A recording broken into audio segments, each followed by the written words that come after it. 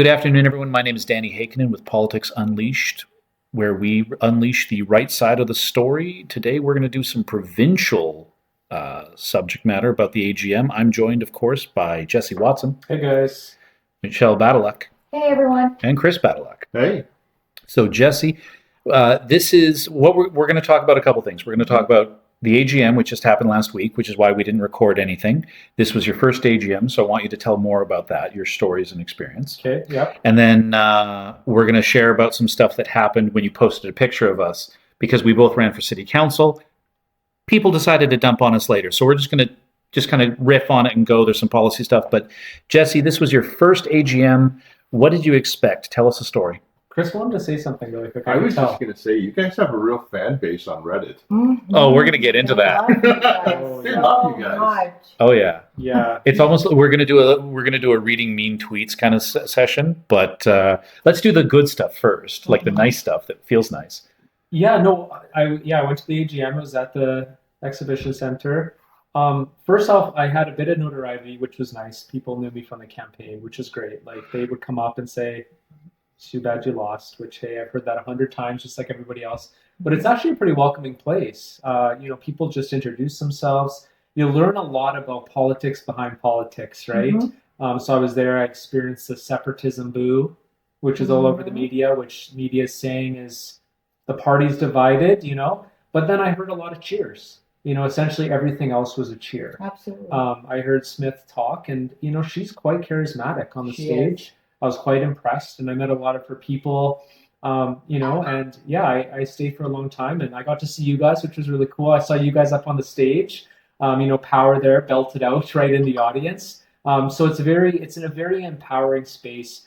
But the one thing I'll leave with is I was quite impressed by the what do they call them? The bear pits? The bear pit, yeah. Mhm. Yeah. Yeah. The first one on Friday night, all the ministers said something that they had accomplished. And I actually was hearing it for the first time. And I was excited about it, but also disappointed, because I felt like the party doesn't do a good job explaining anything to the public. And so there's a lot of wins. They talked about utility rates going down by X percentage. I'm like, okay. They talked about some emergency room stuff. I'm like, okay. But I feel like maybe with my echo chamber I'm in, I don't hear it. So I think the party could definitely do a way better job communicating the wins. That's kind of what I leave with. I agree. We don't have enough press that's detailing all of the vast improvements that the UCP has committed themselves to and actually achieved. I mean, it doesn't really help that most of the mainstream media leans to the left. So I almost feel like she could cure cancer and they'll still figure out a way to bash on her. But what about diabetes? What about HIV? You haven't had complete cures for that. You can't really do anything to satisfy them. It's insane. Yet we can't hold them to that standard, even though they've butchered this country at every single level of government for the past decade. Well, and to add to that, what's really interesting is that they will call her names. Oh yeah. They will say she's a traitor, Mhm. right? Especially during like the beginning of the tariffs. Oh, she's a traitor. She wants to speak to Trump. Yep. She's Queen Danielle. Mhm. She's a separatist. And yet, what did she say that got her all those boos? That I believe in a sovereign Alberta within a united Canada, Yeah. and the boos rained down. She admits, and we can go looking, and I recommend you all go looking into this, but in the very beginning she said, the only way Alberta leaves is by referendum. We, the people, get to vote, and that if a referendum was successful, that she would resign as premier because she did not want to lead Alberta out of Confederation. And so the interesting thing is the number of people on the left that will vilify and demonize her when in fact she is just trying to do her best I know. to keep us here. Can I one more story I Please. can share briefly, because I was quite impressed by her on this one comment, because I post a lot of surveys on my Instagram and I get feedback, right? Mhm. And so I posted something from it and everyone was replying transphobe. Okay? And we don't want to go into transphobia here. But on the stage, someone, I don't know if you guys were there, but they asked her the question about I think it was licenses, male or female from birth. I think it was one of the policies from last year. Yes. And she commented and she said right off the bat, she goes, if somebody wants to choose to change their sex when they're an adult, that's their right. And Right. I'm not going to do that to them. And it was actually the most supportive thing I've ever heard a politician say towards like a marginalized community.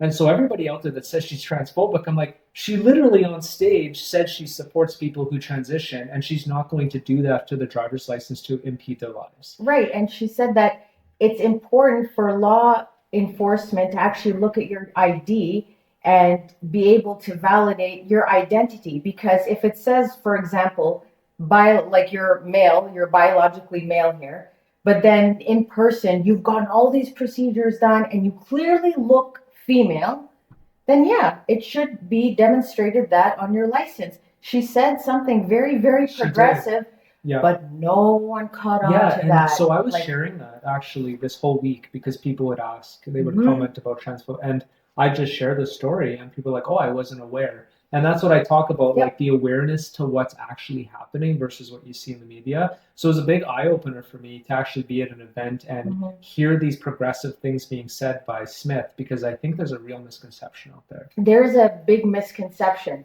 All of this slinging of insults regarding, oh, she's transphobic and bigot this, bigot that. She's not. The only thing that she's really been critical of is transitioning minors, which, I mean, it's all of our duties as adults to protect children. There's a reason that they can't give consent to things. Their brains aren't fully developed. It's hugely irresponsible. And if we're going to do that, let them get full sleeves, let them vote, let them get married, let them drink, smoke, whatever, drive. Who cares? Why are we stopping at transitioning? But that wasn't one of the policies you debated. Why don't you guys talk about those Oh, yeah, ones? Yeah. Please do. Yeah. We heard your names get announced multiple times. Yeah, Yeah. it was getting annoying actually. I'm like, "Is that again?" Yeah. I That's the only thing. went up 3 times on policy, and I think it might have been 3 on governance too. I so. think I Yeah. spoke probably 4 or 5 times, something like And you that. can see those videos on our That's YouTube, right. We posted those videos Right. online. I've Not- actually not watched all them a of few them. times. Not all of them, but Just the good ones. just the good ones, Yeah. sure. So Chris, you vote. Let's start with you because there's Sure. one that was near and dear to your Mhm. heart. Danny, can you go back just quickly for the audience? Oh, sorry.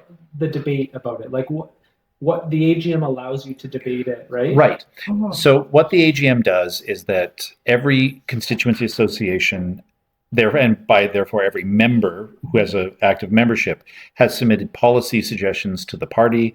They go through a process of double checking. Are they, have we done something like them before? Do they conflict with an established policy that's already been done or is currently being proposed?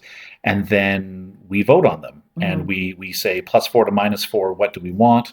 And then those 35 policies and however many governance policies, will make it to the floor. And then all the people who buy a AGM ticket, make sure you've got a seat in the auditorium where you can vote, because they tell you we at the Expo Center, lower bowl and the arena floor, that's where you can vote. If you're on the back railing or in the nosebleed seats, we can't see you, we can't count those votes.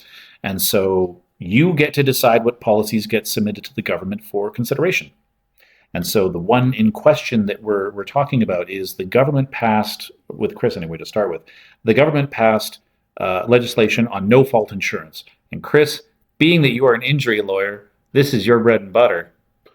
Well, I mean, it was always a bad idea to pass no-fault insurance.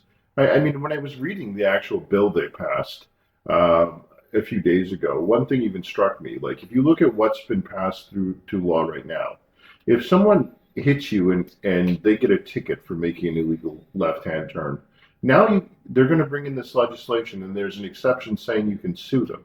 But if the police don't give them a ticket, you can't.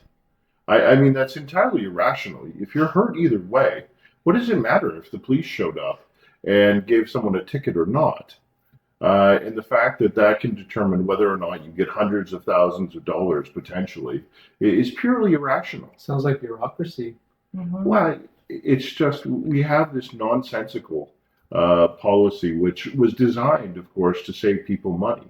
But the fact is, the way they brought it in isn't actually going to save anyone any money. So it's kind of the worst of all worlds. You're going to have people who get injured who are fighting with insurance companies to pay them the benefits they're supposed to receive. and they're not going to save any money for that. And if they actually are seriously hurt, they're out potentially a very serious settlement that they would have been receiving down the road now. Well, also the ministers, when they did the bear pit session, which was great, the minister, I forget which one it was, did say that the insurance companies were losing money and that no fault insurance was to help keep them here. Otherwise, we'd be going to a ICBC, BC style provincial funded model. And so, what are your thoughts on Well, that? it's largely horseshit. I mean, Intact is making billions of dollars. They're Uh-huh. one of the most lucrative and profitable companies in the world. And TD is also one of the largest players in Alberta, and they're also very profitable as an entity. They don't break down how much they're making in insurance versus banking, obviously. But nonetheless, presumably the fact they're doing it means it's profitable. What you have is in Alberta, there's some very bit insurers who have a very small percentage of the market. And insurance, like any other large business, is largely a matter of scale. And the fact that Intact over the last decade has swallowed at least three of the other mid-sized players that used to exist means it's operating at a scale where it's the dominant player in the market. So it's easy for it to make the most money because you have to employ a certain number of adjusters, a certain number of lawyers, a certain number of receptionists and people to answer your phones, and a certain amount of management. You have to run your advertising. And if you have more customers, obviously it's easier for you to tab all those costs and to amortize them over your operation. What you have is you have one large, very profitable company and several other profitable companies. And then you have a few companies at the fringes who aren't making much money doing this because they're barely in the game. Yeah. So something that I forgot to mention though about the whole process of voting on this policy, which we'll get to now, is Sure. that so once a policy is on the floor, there's a video or a message from the proponent of why they think this policy is important. And in this case, it was revoking or rescinding the legislation on no fault insurance. And so then it goes to the no side, then the yes side, then the no side, and then final word back to the proponent, the constituency association that actually wrote the policy. And you obviously were in the supportive side. So now that this has been passed, like, tell me more. Like, what do you think this is actually going to achieve? I don't know. I mean, it depends how the government chooses to respond to the fact that the membership pretty overwhelmingly said they're not fans of the no fault legislation that was brought in. You would hope that the government would take that message on board and think maybe we need to go back to the drawing board and we need to make some changes about what we were thinking of doing. But obviously, when you pass any policy, it's just sending a message to the government, this is what we'd like you to do. And how they respond to that is up to them. And so, if they were to respond now, do you want them to go back to what worked before? I would think that would be the starting point. I mean, obviously, you would think that they would still want to try and find ways to save money. And I've pointed out before that if you were going to try and save money on auto insurance claims, what you would probably have to do is try and get rid of some of the claims for people that aren't actually hurt in any long-term basis, because you could have got rid of half of all personal injury claims if you just mandated that people had to be hurt for more than 3 months to get any compensation. And they were unwilling to do that for reasons that I don't wholly understand. Fair I enough. mean, it would have been a far more clean way of trying to deal with the situation than just saying no one can get any money.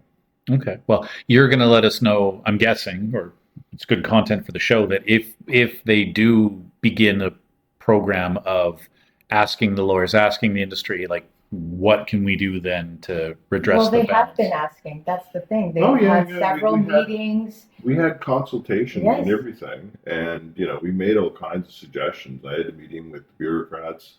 I offered all of my suggestions. I said we should look at what Ontario does. We should look at minor injuries and whether they need to have compensation. We need to look at whether we can get things more expeditiously through the litigation process and mandate more meetings and kind of mediation type enterprises. And they all listen politely, but the deputy minister had her heart Mickey. set on. Well, no, But Mickey is involved with a lot of this, isn't he he? is Mickey as the Amory- justice minister. Yeah, Mickey Right. Amory's the And he's justice a minister. lawyer, so obviously Right. he has opinions on Mhm. how any kind of change to the court system should Mhm. go. And rightly so. I mean, that as a lawyer, he's probably better informed than most members of the cabinet Absolutely. on how these lawsuits would progress. But what really happened was you had the deputy minister under Horner wants it to be this no-fault system and had it in for any kind of fault-based insurance. So every time people would make these suggestions, what I've been told is the deputy minister was, that won't work, or that won't work. And they had some mysterious legal opinion from some law firm downtown that thought the ICB, the Insurance Bureau of Canada's proposal was unconstitutional. But a lot of us were kind of like thinking that was kind of dubious as how it was really significantly that different for no fault, where you allow no fault, but you won't allow this really kind of intricate proposal that was what the insurance company was putting forward. It seemed pretty dodgy that was what they were going to rely on to get rid of that. Yeah, Jesse, you want to jump in there? Yeah, no, it was. There's, just so everyone knows, during right before all the policies of governance, there was a session where Smith went through all of the policies from the year before, Mhm. and it seemed like the purpose of it was to show how they did everything. So it'll be interesting to see about this no fault one, because the way this session went, it implies that they try to achieve whatever policies passed. Absolutely. Well, did they skip past the part where we had told them previously to take the auto insurance with just respect to vehicle insurance, not injuries, out from being no fault, which they had previously put in? I don't think they directly addressed that. I think that one was skipped. Yeah, I don't recall that one. Yeah, I think that's what happens with the accountability session. If they don't like the policy, they might just be silent about it. I just think that it is hugely irresponsible to deny injured people proper compensation when some of them have been so badly hurt that they will never be 100% ever again. They're lucky if they're going to be 50% after their injury and for years to come, especially because we live in a winter city. Sure, injuries occur in summery tropical places all the time, but we have so many accidents every single year because of our driving conditions. And I think it's just even slip and falls. That's actually a huge one that he gets. So it's hugely irresponsible that we're not actually going to be giving them proper compensation. There's nothing ethical about it. It's not right, and it just shouldn't happen. You know what's interesting? So to your comment that it was a deputy minister, so it is actually ideologically based, because the deputy ministers are men. Yeah, They're no, not I mean, Mm-hmm. the thing is this is what I'm told. I'm obviously not sitting in cabinet meetings or any of the ministry meetings either. Like, I spoke to Horner. I don't think Horner had strong opinions one way or the other when I talked to him. He just said, well, we need to do something to fix this and to make it cheaper. But people who have spoken to me about why it was always kind of being pushed towards no fault, they're like, well, the deputy minister had some kind of legal opinion, which we think is bullshit, saying that the IBC proposal was unconstitutional. And a bunch of lawyers who had seen this legal opinion said this is nonsense. And the deputy minister was always jumping up and down saying that it had to be no fault. That was the only way forward. And, that seems very much like an ideological thing to me. Because from my perspective, I mean, no fault always kind of is the road to public insurance, which is basically bureaucrats rooting for more bureaucracy, as far as I can tell. And we've already enjoyed enough of that. Exactly. Oh, absolutely. Help me more, government So what daddy. You got up on the stage too, right? So many times, more than him, I think. Did you? Yeah, every AGM, Chris and I have to talk. If we don't talk, our souls will implode. It's just the way it is. I love this country, I love this province, and I love this city. So if I can help either create policy and or debate it, I will.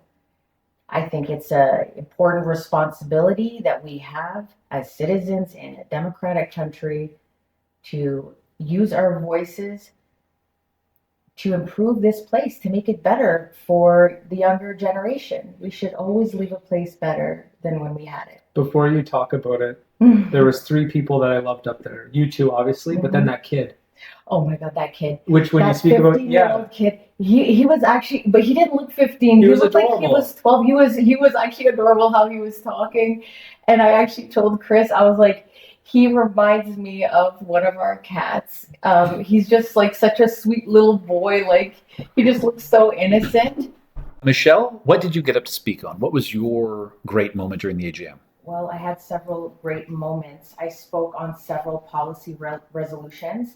The first one I spoke out on was require that all third-party resource materials related to gender identity, sexual orientation, or human sexuality being used in an Alberta school be pre-approved by the Ministry of Education and be made available to parents of that school upon request. I think this is very important to make parents aware of the materials that they're teaching kids, because unfortunately, it's not what was taught to us back in the day. No. Because I think it is very important to teach about sexual reproduction, health issues. I think that's very important to educate minors about. Unfortunately, a lot of it is very ideological and usually irresponsible to teach to impressionable minors whose brains are essentially like Play-Doh and can be molded whichever way you want it to. So I spoke on that. It was actually kind of funny because a very old teacher, former teacher rather, she got up and spoke on the no mic, and she said, well, I don't think we should be doing this anyways, because when I was a teacher, we didn't talk about this stuff. I don't even know why it's an issue. And I was like, yes, ma'am, I'm aware. Yes, it was not an issue, correct. We want things to go back to how it was when you were a teacher. Yes, dear. 30 Thank years you. ago, it wasn't an issue. Yes, correct. That's exactly my point, ma'am. And I said that to her. Like, I just lit it up. Let's see, what other... the other one was... I actually got up on the no mic for this. We don't have footage of that because you messed up, Danny. It was policy resolution number 10. Improve the protection of Albertans by increasing the legal capacity for each citizen to protect self, family, and property. So here's the thing. I do believe in castle law. I think we should have that nationwide. Unfortunately, with this piece of legislation, we can't actually enforce this, or rather override federal laws. That's just not how it works, unless we were to separate. But since we can't separate at this point in time, it would be hugely irresponsible to pass this, but they passed it anyways because, you know, we love our guns, we love to protect our family, and I get that sentiment. I agree with that sentiment, but we can't override the legal regulations. Didn't you speak against that by saying you can't supersede federal law? Yes, I said those exact words, and I said, listen, I'm a huge advocate for castle law, but we can't override federal laws. Yeah. Also, by passing something like this, I don't want to misinform someone that might see a sound bit. They might see, you know, this little, like a clip on like Yeg Wave or something like that, and said, oh my God, we can actually protect ourselves to the fullest capacity. Like, oh, if I have a gun and someone walks in, I can shoot them. And then, God forbid that happens to them. Now we all have blood on our hands because we can't expect people to be legal experts, or rather even just take the time out of their day to read a full article. You're going to see sound bits and you're going to read the first few sentences of an article at best. Yeah. So it's hugely irresponsible. I said that. And once I said that, because before, when they brought up the resolution, lots of people were in support of it, for sure. And then I got up and said my piece at the no mic. And then you could hear, I heard behind me, no, she's right. Yeah. And then the room kind of shifted. And that was because usually these policies, when we all get up and vote, we have a card. It says yes on one side, no on one side, and we vote. This one actually brought the room to a nearly 50-50. And this one did pass, though, right? It did pass, not by a lot, but it did. It just skimmed the narrow margin. Right. But now the government's pushing through with it already. Well, they say Again, that, good but luck. it's Good luck. yeah. Again, this is the thing. These people are not legal experts, and I'm not faulting them at that. And I get it. I want castle law too, but we can't just change the laws. We can't override the federal laws. That's not how it works. No, but what Jesse's referring to is that the premier came forward Yeah, and no, said she that. said that we're going to do it, but I'm like, how? Well, How? she's instructed all the police forces to not enforce it. And prosecutors not to Yeah, so pursue in it. theory, it's gonna work. Well, Well, good luck. Good luck. I want it to work. Listen, I mean, I want it to work, but I don't know if it will. you can't change the standard for self-defense on a provincial basis. What you can do is, in some instances, determine how prosecutorial discretion is going to be exercised. That's the only thing you can really do. And you can have the police take a stance on how they're going to press charges. Mm-hmm. Right. I'm a stickler for wanting to do things in a very responsible manner and also just a reasonable manner. Like, I don't want to provide false hope for people. Yeah. If we can manage to actually do that, I think it would be fantastic. Yeah. I think it's appalling that, we should just let someone break into our homes and not defend ourselves. Or be told you can defend yourself with reasonable force, but then when asked what is reasonable exactly. force, no one can ever actually define Right. it. So I don't give a crap, honestly, what the law says. If someone breaks into my house, I'm going to protect my family. I love my family more than this sick, deranged individual that has infringed upon my safety and rights. Right. So have fun. That's what she said, right? Hey, if you don't want to get sharp, don't break into someone's house. And I'm like, yeah. Or the story of a man with a crossbow gets stabbed and the woman with the knife gets prosecuted and the guy with the crossbow less so. Yeah. Right. So I get it. I believe that you should be able to defend yourself. Absolutely. I don't think if you are in a moment where you have to make a decision, like someone's broken into your home. Yeah, you don't have moments. There's no calling the police. There's no debating. It's just what do you decide? What should I do here? He has a knife. Does that mean I should also have a knife? You don't have moments to spare. This is a life and death situation. You have to think fast and protect yourself and your family. Yeah, my friend who now moved back to BC in Victoria, he for the longest time in his apartment here had a crowbar by his door, and I'm like, "What's the crowbar for?" He goes, "Well, I get to decide if I use the blunt end or the pointy end." Mm-hmm. I'm like, "Oh." He goes, "Yeah, no. If you're going to come into my apartment, if you somehow get through two doors and get to my apartment, I'm going to make that call." And I'm like, "That is very interesting for a." He's an NDP voter. He's a left-wing supporter, but for him to have that opinion, I'm like, oh, okay, you're almost one of us. But Jesse, you want to interject? Yeah, maybe just before we go to the next segment here, I think it's important to Chris's comment that these policies don't necessarily mean it happens. No, it's aspirational. It's not legislation put in place. This is only to help further enrich our policy book and to help create that foundational groundwork for future bills and other policies to be enacted. The policies are written with, we believe the government of Alberta should, right, and then they outlay their thing. And this AGM actually is the first one in 4 years straight that I haven't left angry, because the previous 3 years, the policies that were submitted were so poorly written or unactionable that I got mad at the voters. Like, why? Like, you would get up and you'd make an articulate reason for why you can't have this. Please vote it down. Let them come back next year with something better. Right. And they would still vote yes to it because it makes them feel good. That's the thing. And it's frustrating. Yeah, and I'm all for feeling good, but within reason and logic. So the next one. Well, one more. Yeah, just one more, and then we're going to go into our next segment. Sure. Let's pick a really, really good one. Because this one. This is another one I spoke on. Policy Resolution 26 prioritize public safety in addressing homelessness and addiction in public spaces. I thought this was a huge issue because I've never seen homelessness and crime at these current rates in my whole entire life. Brought up in West Edmonton, I've never seen it like this. And it's all over the province because this was actually submitted by Red Deer South. And it's unfortunate because a lot of families are deterred from visiting parks and just even going to downtown areas because there's so much homelessness. So how's this actually implemented if it were to be? So right now, Danielle Smith is working on improving delivery services and making it mandatory for rehabilitation.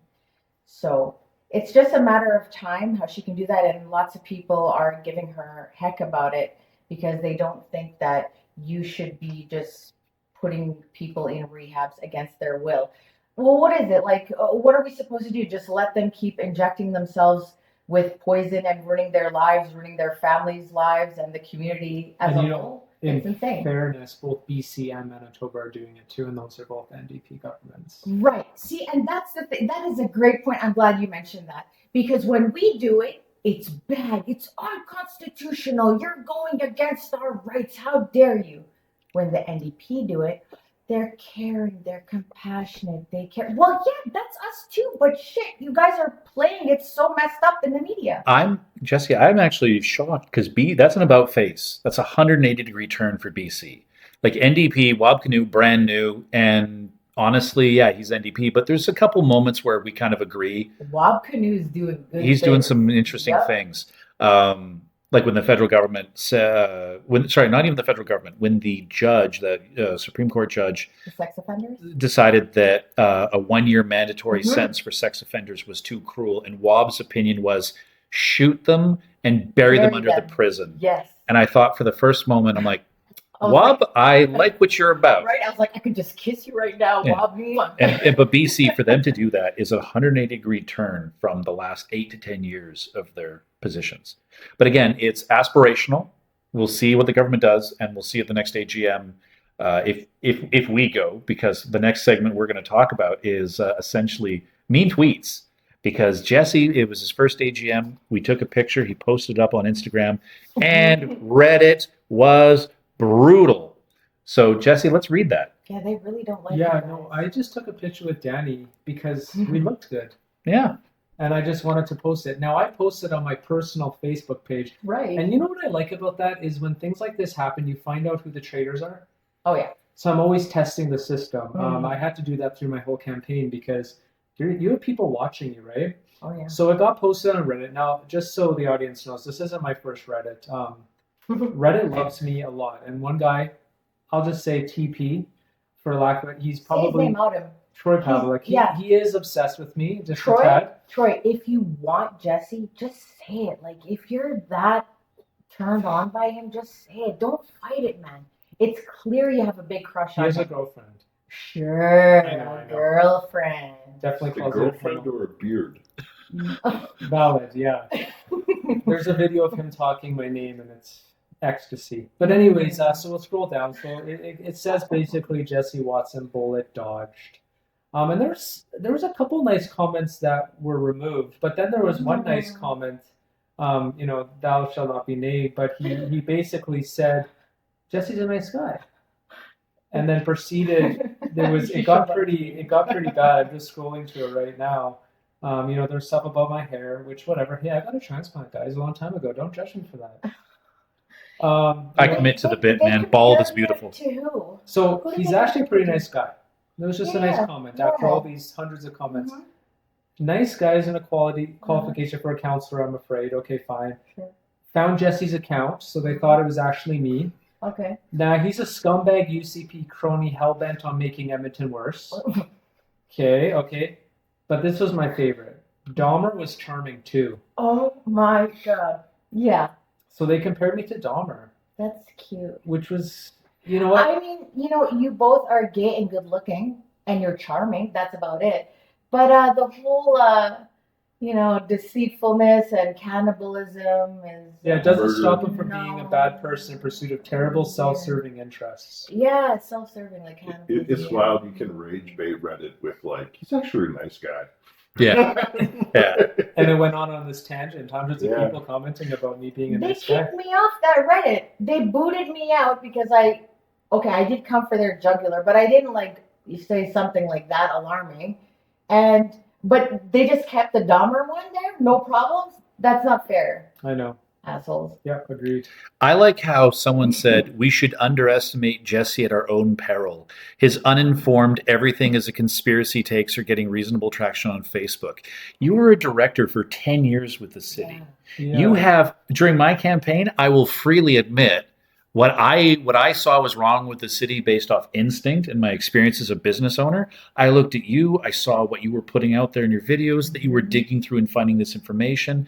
And I basically just said, yeah, this is what's going on, and copied you because you knew what was going on. So no, Well, thank you. It's- First of all, yeah, first you're because it's not a inspirational. conspiracy. I'll put this to anybody out there. Prove me wrong, because I put fact out. I never put. Right. Do you see me as a conspiracy You're theorist? actually not. I was about to say, you're the least kooky person I know. Thank you. And also, you're not like an alt-right UCP crony. Like, you are, I keep calling you a moderate, dude. You're Yeah. like a soft conservative at best, okay? Yeah. Is that a new You're term? not I'm going to make it a new term. Because you're not a hardcore conservative. Like, yeah. I mean, you're so moderate. These are just ridiculous fucking takes. Oh, I love this stuff. Honestly, guys, post again about me. It's just fun. But there was another one that was kind of signaled out on this post. It says the guy on the left is a snake. Yeah. And then you He said has no emoji too. principles. He has no principles. He just wants a seat at the trough. Yeah. Who was that? Oh, that was me. That was me. And my friends who aren't very political, they saw this on Reddit and posted it too, and then we got to comment on it. So yeah, apparently I'm a snake. So they don't even know me until they're like, Right. then they get down to what's his name? He looks so familiar. And then someone goes, Dan Hakenen, bingo. Like, okay, wow, I look so familiar. Thanks, guys. I'm really glad you've been following me. And you ran under Common Sense Edmonton, the banner. Well, I ran independently, Yeah. but Common Sense Edmonton singled me out. Edmonton Forward, which was very focused on, they actually endorsed me, and I had no idea who they were, but they're very much on like law and order, safety on the streets. They said, we think these are the candidates who are best suited for it. And I found there was a bunch of Pace and Better Edmonton candidates, which is funny because they said me, and I have both a Pace and Better Edmonton candidate in Ward 7. But they chose me. So I'm like, oh, okay, that feels kind of good. But people then dumped on me about that because they're like, look at this alt-right, like fascist. And I'm like, whoa, But whoa. the big one, the contradictions are sickening. Yeah, You just contradicted yourself at every turn, Danny. I know. Claim, oh yeah, so he just ran and lost in Ward 7. That's the same ward with the counting mess. Right, the counting mess that was caused, like as if that was somehow my fault, but the counting mess was caused by that's on Eileen with elections. She's cooked it. Yeah. Claims not to be UCP affiliated. Folks, I made it very clear on my literature and my website that I was the former UCP candidate in 23. Was it on your lit? Yeah. Yeah. Oh, so you couldn't lie at the door like Really? everyone else. Yeah, no. Why did you put it on your lid? Just like Because that? the reason why I put You it just on the wanna be lit, transparent. the reason I put on the lit, and the reason I put it on my website is one, I assumed that if you did 30 seconds of research, Yeah. you would find it out. So guess what? I'm going to lean into it. Might as well be honest. I'm going to be honest and transparent with you. I'm not going to hide it, right? I think it's important to be honest. Because here's the thing, remember, I would say people in previous episodes, I would talk about people I've knocked on a door. They'd say, how do you vote provincially and Right. federally? Right. I'm conservative. Might as well. And for many doors, they say, you got my vote? Yep. Give me a sign. Mhm. Other doors, I Get the hate hell you. outta here. Get the hell off my property. Or, hey, you know what? We want to stay as far away from UCP. That's why we're voting for Fair. the winner, Fair. right? Mhm. Even though she ran for the nomination in 2018 against Right. Casey Madu. You voted for a conservative Yeah, you Ward guys 7. voted for a conservative. She went to several fundraisers. Yeah. I've spoken to her, So- I believe once. Yeah. At least I was honest and open about it. So for Yeah. this person to say, and I guess this is why you shouldn't trust social media, because it's all bullshit. It is bullshit. To say, he runs under banners like Common Sense Edmonton. Like that's a terrible thing. Yeah. I've had personal conversations. The contradictions are sickening. He's just looking for a seat at the trough. This is the thing. Why don't you state the contradictions? Well, Instead also, you're just saying this bullshit. I've had personal conversations with who? Yeah. You make it sound like You we spoke spoke. to me. You're right. And I was almost tempted to log on to this because I still have all my data from Right. when I knocked. Like, hey, who are you? What area Right. do you live in? Let me know. Did we Yeah. actually talk? These people are so brave behind their keyboards, but good luck saying it to your So I face. saw one of these guys, by the way, because some of these names you kind of correlate. You're smart online, right? You get to know who's who. one of the guys, and if I see you again, you motherfucker, at the gym, I'm coming for you. At the But he gym. ran. Oh, how big are He your muscles? literally, You gotta- when Oh, I actually work out. Jesse's really buff. Yeah, Jesse You hits the guys- gym. No, I'm not gonna mess around, guys. So yeah, I will come for you. But no, it's just so funny, man. So you're a snake, I'm a Dahmer. If we go to another UCP event, I guess we're going to be targeted even more. Yeah. They really like your idea of being a shadow city councilor, though.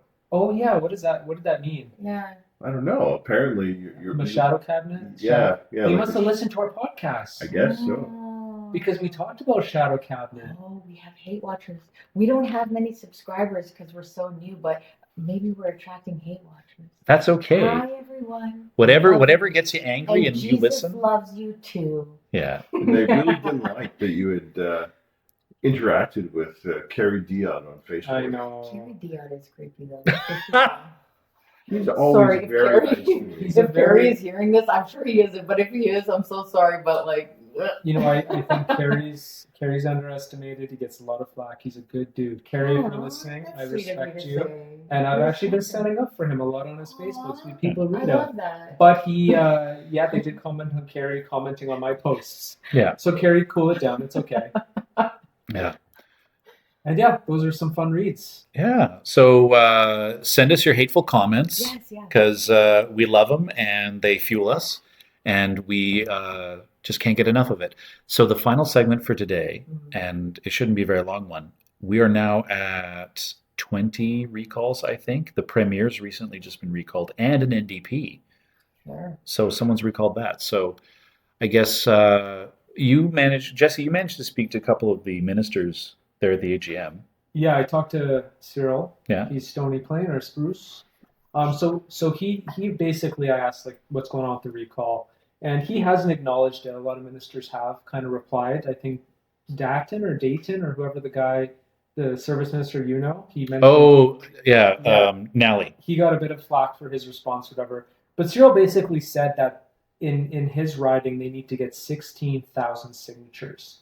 The NDP's won there with 10, which means you have to convert another 6,000 PCs in order to take them out. So it's more posturing, if anything, is what I'm understanding, just based on that one simple example. Yeah, and I would like to do maybe we can do an analysis of who the recalls are against, and then find out, are they just in ridings that are really, really close from the last election? So then if there's a vote, and they keep saying like if this succeeds, then there'll be a vote. Well, who does the voting, right? Does the legislature vote? So then if there's a recall petition and it succeeds, then the legislature votes no, we're not going to throw them out. No, you have a by-election.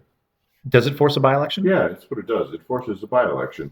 But the thing with all these petitions, when they say, oh, there's been a petition approved, all that means is you filled out the paperwork to take out the petition, and then you have to actually go Get all those signatures. collect all your signatures. Just And like the signatures are usually between 10 and 15,000 people you have to gather in that specific riding. Wow. So the fact that all of these petitions have been taken out is fairly meaningless. Oh. I mean, it's whether or not any of them are actually successful in collecting all of the signatures within the prescribed amount of time. But it's sure giving the NDP some ammunition in the legislature, being like, call an election. This is telling you that you need to run an election. It's like, really, is it? Because, like you said, like Chris says, it's just paying $500, which I hear the unions are donating to anyways. Right. I just hope that they know. You guys have been coming for the UCP's jugular since they got in. I hope you know that the next time you get in office, we're not going to let shit slide like we always do. Because we're fair like that. We give you a chance at, proving what you can actually do to help out this province. But best believe the next time you get into office, we're going to hold you to the same standards you've been holding us to. Yeah, there's two things. Actually, there's a bunch of different things we can talk about. So what's interesting is that Jason Kenney brought in the recall legislation with the idea being that if you have a MLA who's not showing up to work, is committing egregious fouls, showing themselves to be a piece of shit, Right. You Right. can hold them accountable. you can hold them accountable and Mhm. remove them as opposed to wait for the next election. Exactly. But this seems to be purely driven on policy. You look at some of the submissions, Absolutely. and it's like, I don't like the fact that they use the notwithstanding clause. Oh, they're never in my area. Like Danielle Smith, her recall petition was, well, she's never in her constituency. She's never available to talk. Yeah, she was there literally last week. Well, and she's also the premier. Like, she's literally throughout the province going to other countries to engage in trade negotiations and trade Far more than expenses. any other premier I Far want more to than add. any premier. So She's really, hustling. oh no, the premier can't show up to your event. She's kind of busy Wah, wah. running a province. Yeah. I'm glad that she's doing it. Mhm. But also the idea that this recall legislation is because of they're doing such a bad job. Rick McIver is the current speaker of the legislature. He doesn't get to vote on anything as the speaker. He remains partisan. If the vote is a draw, then the speaker votes in favor of the government Mhm. because he has to pick a side. So that's how every speaker works. Right. Every Doesn't single matter one. what party he belongs to or Correct. she belongs to. That's how the speaker role works.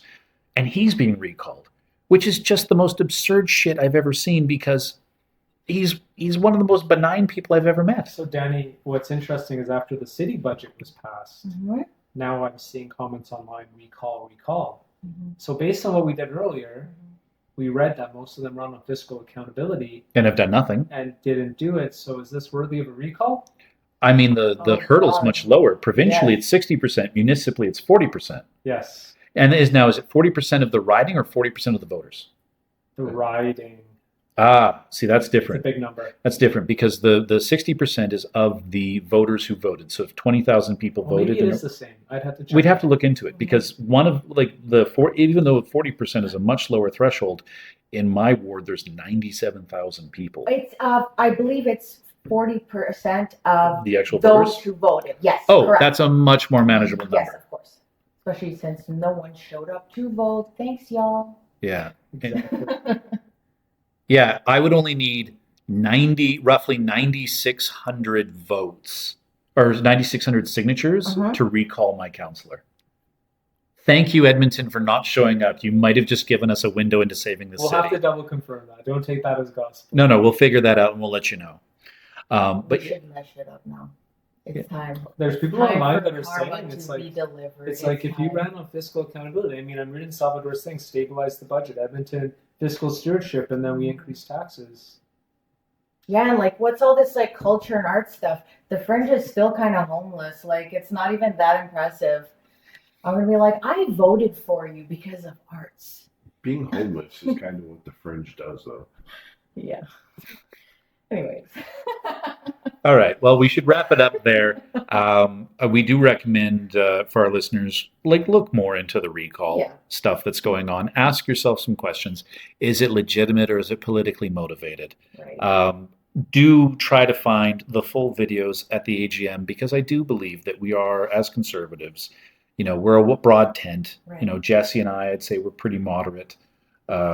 Michelle, you're fairly authoritarian. You did a test, right? I wasn't that far up authoritarian. Like I was almost about to touch libertarian, but Yeah, but you're in there. And then Chris, whatever. you're pretty staunch conservative.